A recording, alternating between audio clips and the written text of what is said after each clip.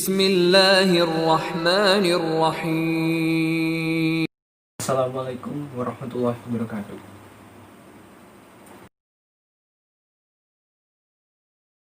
Allahu Akbar,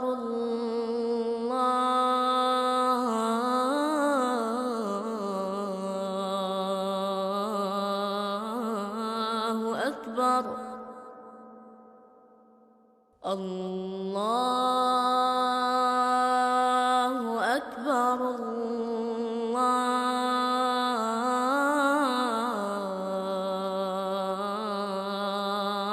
Allahu Akbar. أشهد أن لا إله إلا الله.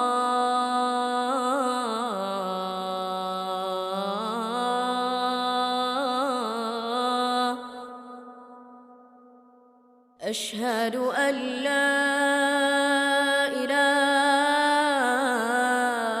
إلا الله.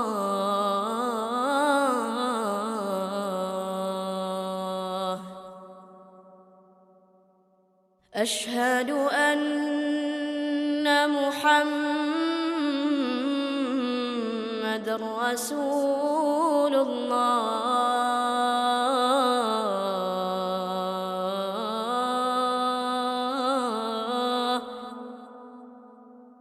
أشهد أن محمد رسول الله.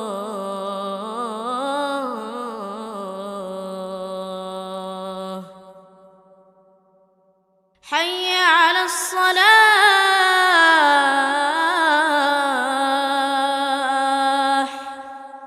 حي على الصلاة،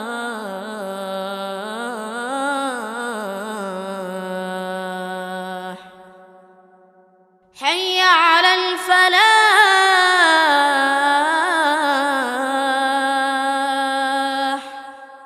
حي على الفلاح.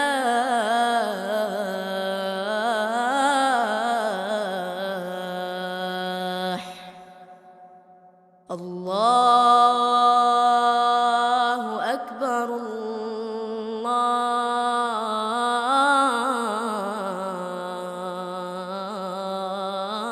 الله أكبر. لا إله إلا الله. Innal hamdalillah nahmaduhu wa nasta'inuhu wa nastaghfiruhu wa natubu ilaih wa na'udzu billahi min syururi anfusina wa sayyiati a'malina. Man yahdihillahu fala mudhillalah wa may yudlil fala hadiyalah. Wa ashhadu an la ilaha illa wahdahu la syarikalah wa ashhadu anna Muhammadan abduhu wa rasuluhu balagori sholata wa adda amana wa nasoha ummah wa salatullahi wa salamuhu alaihi wa ala alihi wa sahbihi ajma'in. Amma ba'du.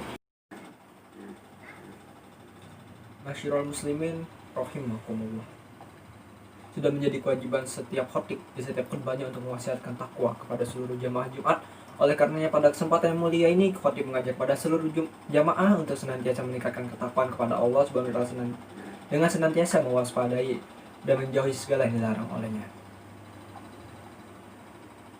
Di antaranya adalah kehati-hatian dan tidak pengaruh pemberitahuan atau informasi yang tidak benar dan menyeret kita kepada lembah dosa. Allah Subhanahu wa taala berfirman dalam surat Al-Hujurat ayat 6, memerintahkan kita untuk melakukan tabayun, klarifikasi terhadap segala informasi yang diterima dan tidak mudah terpengaruh yang mengakibatkan musibah bagi diri kita dan orang lain. Ya ayyuhallazina amanu in ja'akum fusikum binaba'in fatabayyun an tusibu qauman bijahalatin fatusibu ala ma fi'tum nadimin. Hai orang-orang beriman, jika datang kepada orang fasik membawa suatu berita, maka periksalah dengan teliti agar kamu tidak menimpakan suatu musibah pada suatu kaum tanpa mengetahui keadaan yang menyebabkan kamu menyesal atas perbuatan itu. Masyiral muslimin rahimakumullah. Ada kalimat bijak yang mengatakan bahwa dulu orang yang berpengaruh adalah orang yang memiliki banyak informasi, tapi sekarang orang yang berpengetahuan adalah orang yang mampu menyaring banyaknya informasi. Jika kita kerenungan kembali, kalimat ini sangat relevan sekali dengan kondisi zaman teknologi dan informasi saat ini, di mana arus informasi mengalir sangat deras, silih berganti. Dengan mudah menemukan jutaan informasi dengan menggunakan peralatan tangan kita, yaitu menggunakan smartphone. Ditambah lagi dengan kehadiran media sosial seperti Facebook, Instagram, Twitter, WhatsApp, TikTok, dan sejenisnya. Dunia seakan sudah berada dalam genggaman kita. Apa yang sedang terjadi di berbagai belahan dunia dan isu apa yang sedang hangat dibicarakan dengan mudah kita dapat mengetahui. Namun, kondisi ini ternyata memunculkan sebuah permasalahan lain yang cukup memprihatinkan. Derasnya arus informasi yang telah kita dapatkan dibarengi dengan kesadaran menyaring dan memilih informasi dengan baik ternyata mewabah di masyarakat. Ditambah lagi budaya tabayun sudah mulai menghilang dan membuat masyarakat gampang terpapar berita hoax. Berita hoax ini juga tidak hanya menyasar kepada masyarakat berpendidikan menengah ke bawah, namun juga orang yang berpendidikan tinggi seperti elit politik, termasuk public figure dan yang lainnya. Jika ikut dalam pusaran arus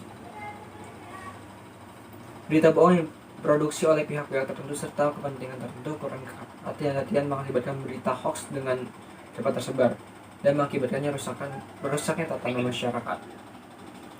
Masyiral muslimin rahimakumullah, perlu kita sadari saat ini siapa saja yang membuat atau menyebarkan berita melalui media sosial pada saat ini dan menjadi pilihan utama dalam berkomunikasi mencari informasi, itu menggunakan media sosial.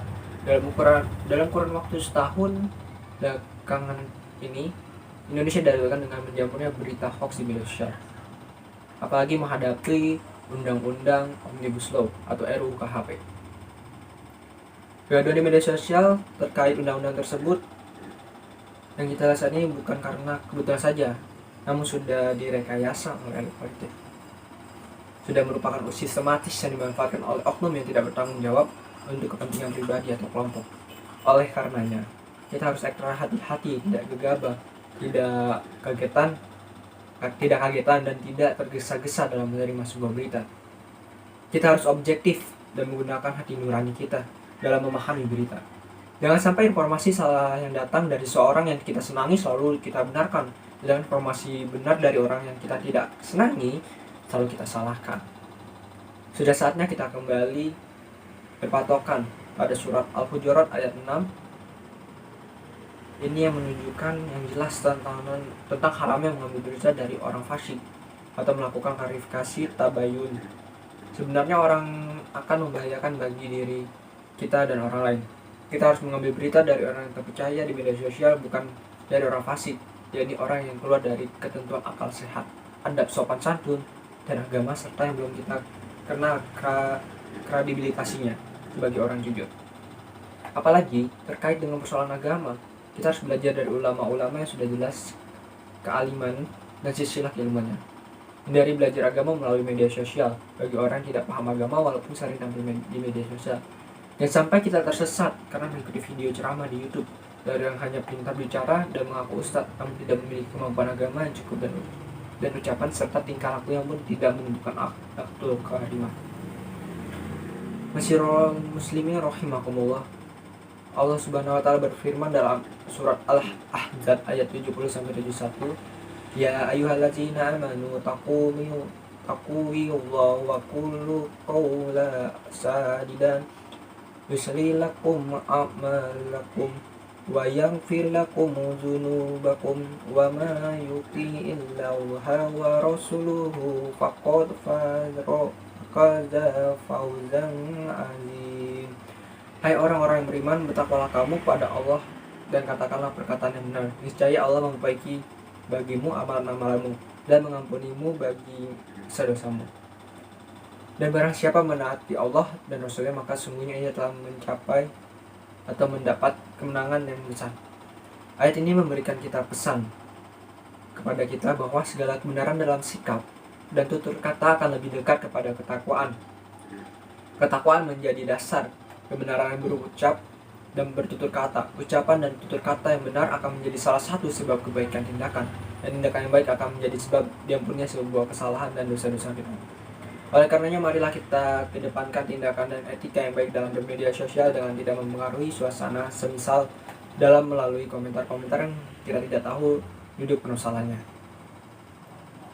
Kegaduhan yang ada di media sosial diakibatkan salah satunya adalah karena orang yang tidak tahu ikut berkomentar akan merasa tahu.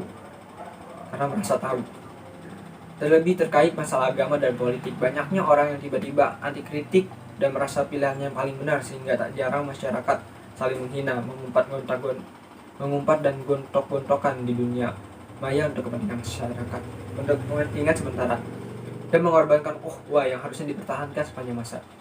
Menyikapi kondisi dan memperhatikan ini, Majelis Ulama Indonesia telah memberikan rambu-rambu agar umat Islam tidak berjerumus dalam arus berita bohong atau hoax media sosial.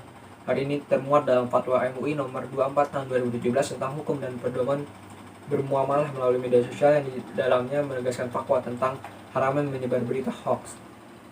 Dalam fatwa ini dinyatakan bahwa memproduksi atau menyebar dan membuat informasi yang tentang hoax, hibah, fitnah, naminah, aib, ujaran kebencian, dan hal-hal sejenis hukumnya haram.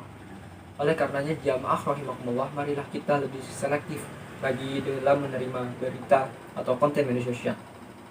Hendaknya kita tidak langsung mempercayai dan membagi-bagi berita belum jelas kebenarannya. Sering sebelum sharing, posting hal penting, jangan yang penting posting. Teliti dalam memahami terlebih dahulu. Setelah, jika kita tidak berhati-hati, bisa jadi kita akan menjadi orang yang berdosa dengan menjadi penyebar dosa. Cerdaslah dalam bermedia sosial, dan semoga Allah Ta'ala senantiasa membimbing kita ke jalan yang diridhoinya. Amin.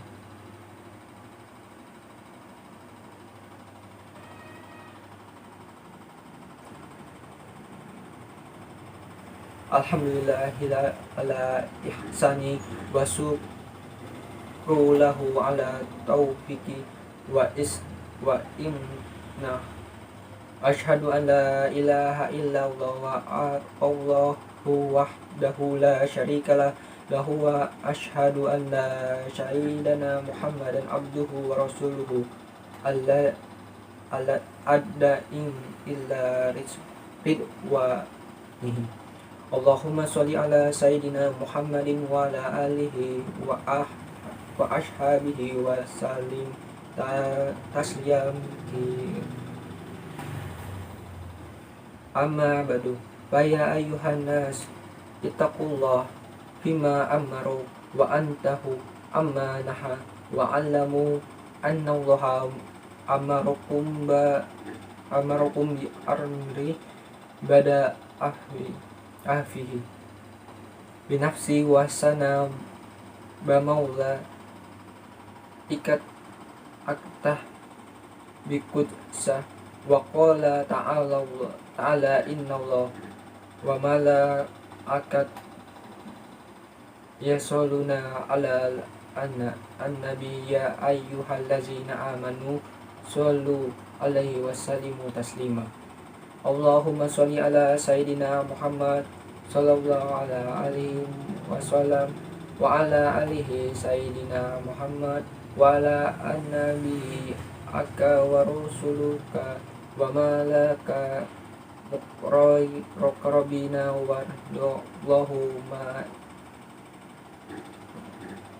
wardallahu min anni ahlahu fa'i arosidi Abi Bakri wa Umar wa Usman wa Ali wa an-nabi